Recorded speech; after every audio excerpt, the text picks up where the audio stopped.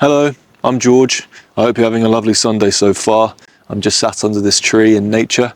I'm listening to the birds singing. A lot of people say that you have to sing in tune in order to sing, but the birds disprove that. They just sing their songs and it always sounds sweet, no matter the tone or pitch. So thank you, birds, for reiterating that point in my life. Speaking of songs, you might have heard the song "The Wheels on the Bus Go Round and Round," that children's nursery rhyme. But have you heard about the whisper on the bus? If not, then you're going to hear about it today.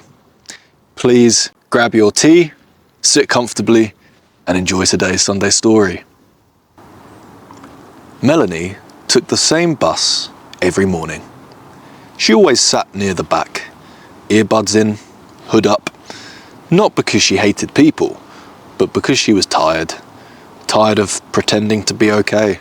Tired of small talk that felt emptier than silence.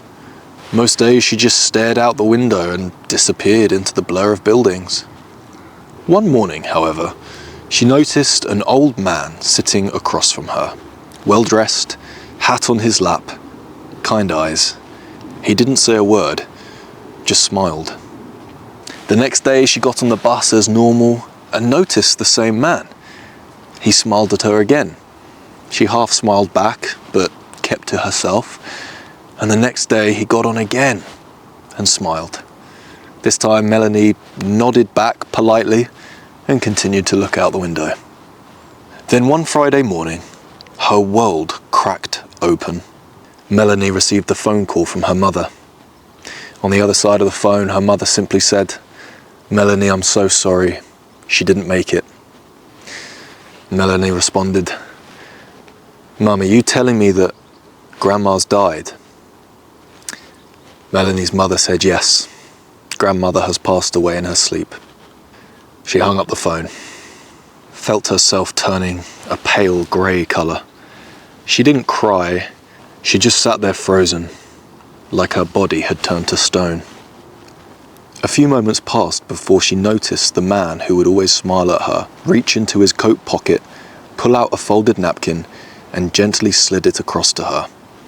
Written on it were 5 words. "I'm so sorry. Stay strong." Melanie looked at him. He didn't pry, didn't push, just gave her a look that said, "I've been there too." She nodded, tears finally falling, not because of the pain, but because someone else had noticed. From that day on, Melanie took her earbuds out. She began to smile at strangers. She offered her seat when the bus was full. She carried tissues in her coat, just in case someone else was holding back tears like she once had.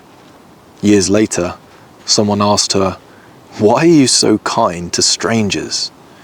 Melanie smiled. "Because once someone was kind to me, and it changed everything." Sometimes an act of kindness might be the only good thing somebody else experiences that day. So never be afraid to give it. And never underestimate the power of noticing. Because everyone's going through something, and everybody secretly needs a hug, even if they're not willing to admit it. So never be afraid to be kind, to be gentle, to be understanding, and to give out free smiles. Because after all, they are free. And you never know whose day they might just make. Thank you for watching. I hope you enjoyed today's Sunday story. Wishing you a very happy Sunday, whatever you get up to. And I will see you very soon for the next one. God bless.